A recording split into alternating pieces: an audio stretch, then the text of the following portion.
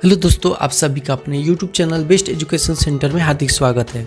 दोस्तों, आज हम पढ़ने वाले हैं 10वीं क्लास के साइंस के चैप्टर 3 जो कि रसायन शास्त्र का है और इसमें धातु एवं अधातु के मोस्ट इंपॉर्टेंट क्वेश्चन और उसके आंसर। दोस्तों, इस चैप्टर का ये पार्ट 2 होगा क्योंकि इससे पहले मैंने पार्ट 1 में कुछ इंपॉर्टेंट प्रश्न और उसके आंसर आप लोगों को करा दिए हैं।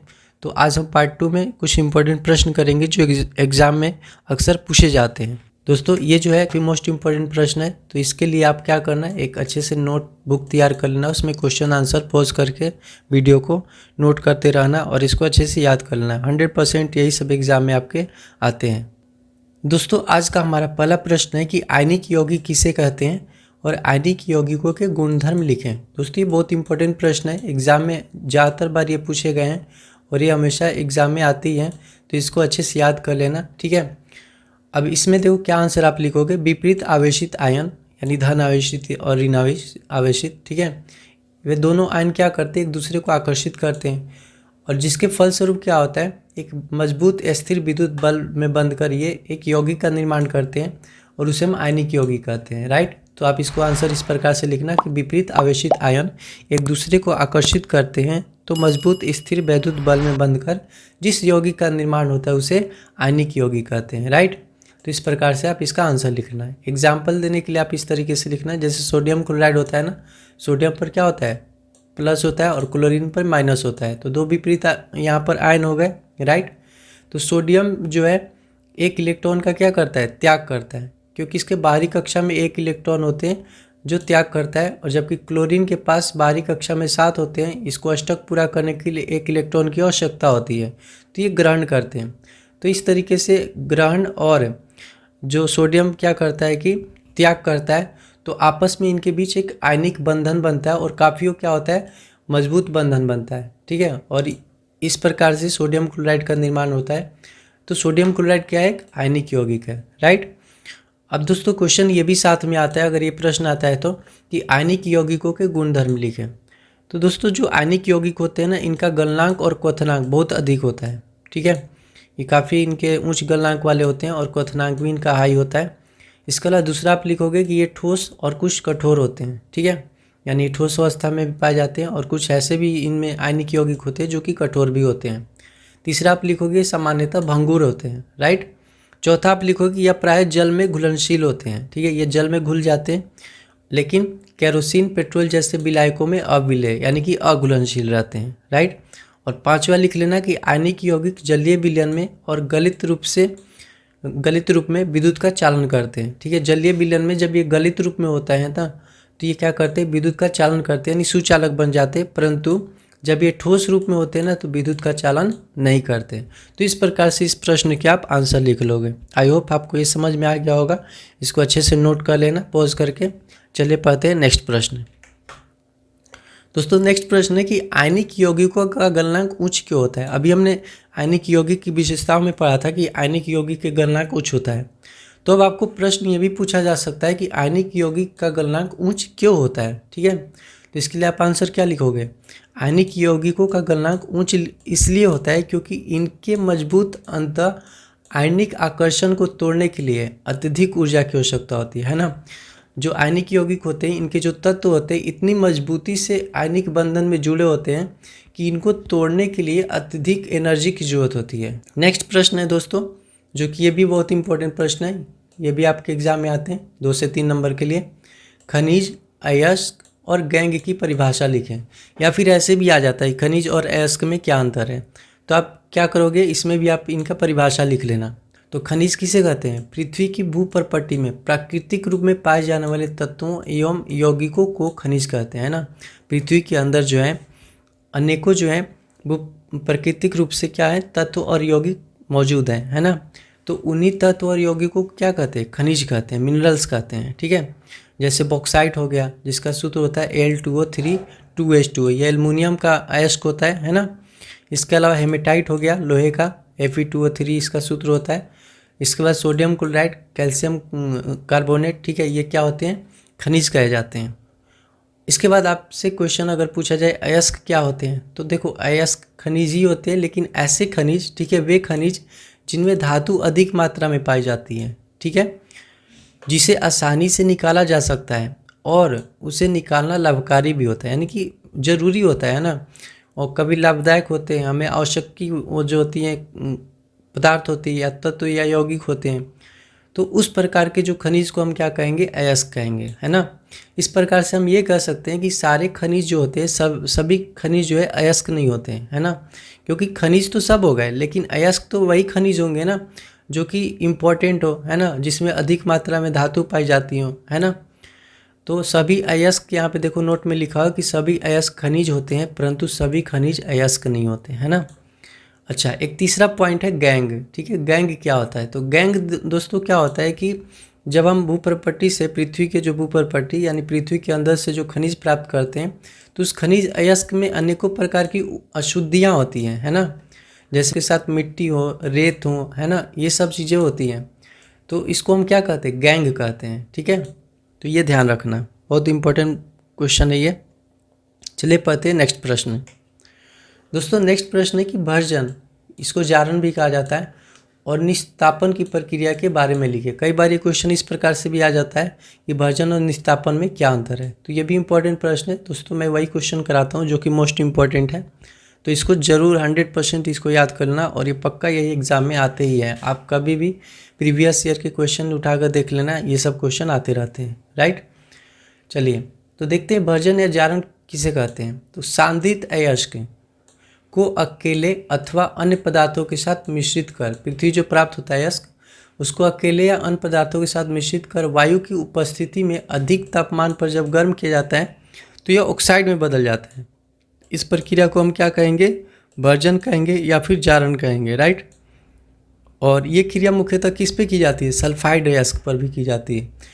तो आप इसको ऐसे भी लिख सकते हो कि सल्फाइड अयस्क को अकेले अथवा अन्य पदार्थों के साथ मिश्रित कर वायु की उपस्थिति में अधिक तापमान पर गर्म करने पर यह ऑक्साइड में बदल जाता है, और इस प्रक्रिया को हम क्या कहते हैं? भर्जन या जारण कहते हैं। एग्जाम्पल्स के साथ आप देख सकते हो, ये जिंक सल्फेट है, इसमें ऑक्सीजन की उपस्थिति में क्या किया जा रहा है? गर्म किया जा रहा है। तो क्या हो रहा है? जिंक ऑक्साइड का निर्माण हो रहा है, देखो ऑक्साइड में परिवर्तित हो गया।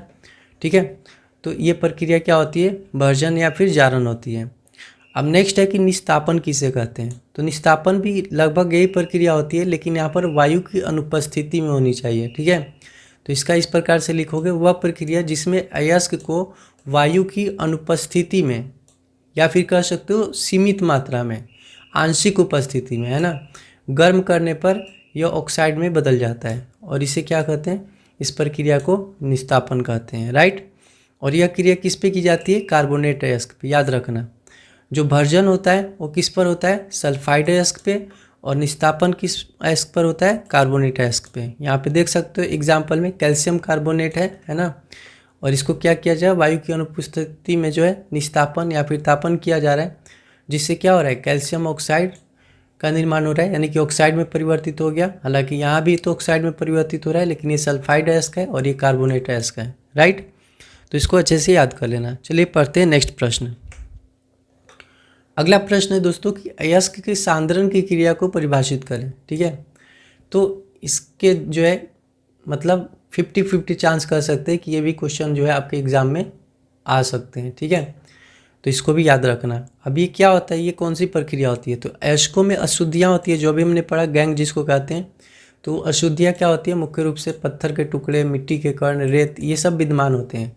तो अयस्कों में इन विद्यमान अशुद्धियों को दूर करने और उनमें धातुओं की प्रतिशत मात्रा बढ़ाने की प्रक्रिया को ही हम अयस्क का सांद्रण कहते हैं। ठीक है, यानी कि जो ये गैंग होते हैं, अशुद्धियाँ होती है, उनको क्या किया जाता है? अयस्कों से अलग किया जाता है, और अयस्क से अलग करने की विधि को ही हम क्या कहते हैं?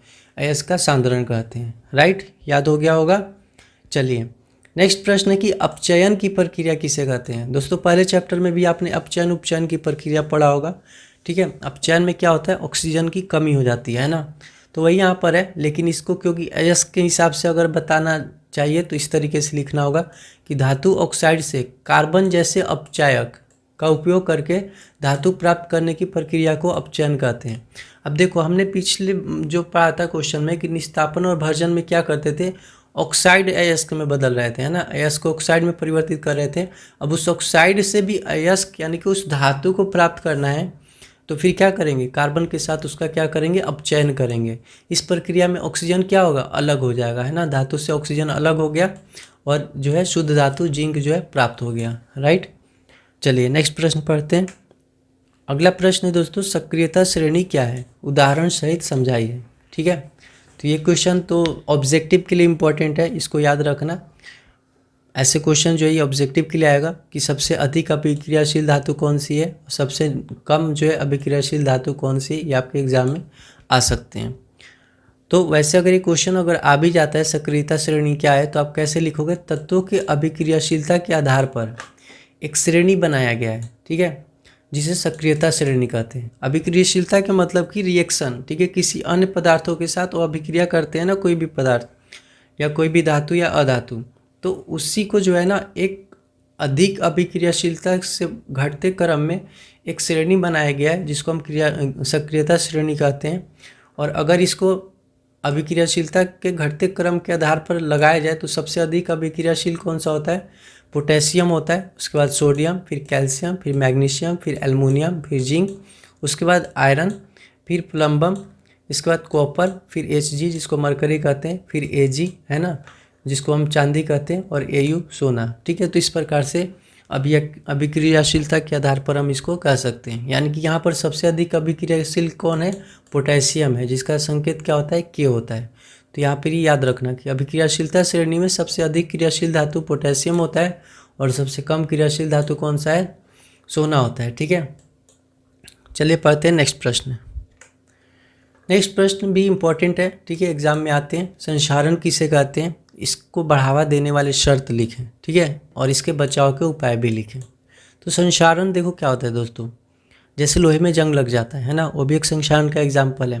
तो इसकी परिभाषा कैसे लिखेंगे, कुछ धातुएं होती हैं अपने आसपास अम्ल, आर्द्रता और वायु आदि के संपर्क में आने पर क्या होती है, संक्षारित हो जाती हैं। तो कुछ धातुएं होती है जो अपने आसपास के अम्ल, आर्द्रता और वायु आदि के संपर्क में आने पर संक्षारित हो जाती हैं और उनके वास्तविक रंग और चमक गायब होने लगते हैं। ठीक है, जैसे लोहे में जब जंग लगता है तो उसका वास्तविक रंग जो होता है खोने लगता है। इस प्रक्रिया को क्या कहते हैं, संक्षारण कहते हैं।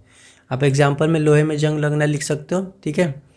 और संक्षारण को बढ़ावा देने वाली शर्त क्या है, यही है, ठीक है, इसको याद कर लोगे, अम्ल, आर्द्रता और वायु। ठीक है, तो यही हमारा आंसर हो जाएगा, वायु, आर्द्रता, अम्ल, और जल भी याद कर सकते हो, इसमें जल भी ले सकते हो, है ना।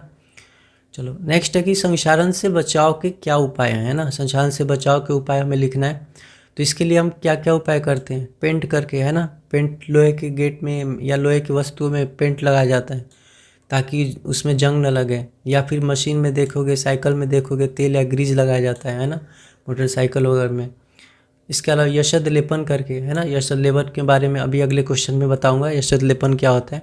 इसके अलावा क्रोमियम लेपन द्वारा, एनोडीकरण द्वारा और मिश्र धातु बनाकर। ये नोट याद रखना दोस्तों, सिल्वर का एक कलर चेंज हो जाता है, और ये कैसे हो जाता है, वायु में उपस्थित सल्फर के साथ, है ना। याद रखना कि वायु में किसकी उपस्थिति के कारण सिल्वर का रंग जो होता है काला पड़ जाता है। तो ये ध्यान रखना, वायु में उपस्थित सल्फर के साथ अभिक्रिया करके सिल्वर जो है सिल्वर सल्फाइड बना लेता है, जिसके कारण सिल्वर से बनी वस्तु काली हो जाती है ना।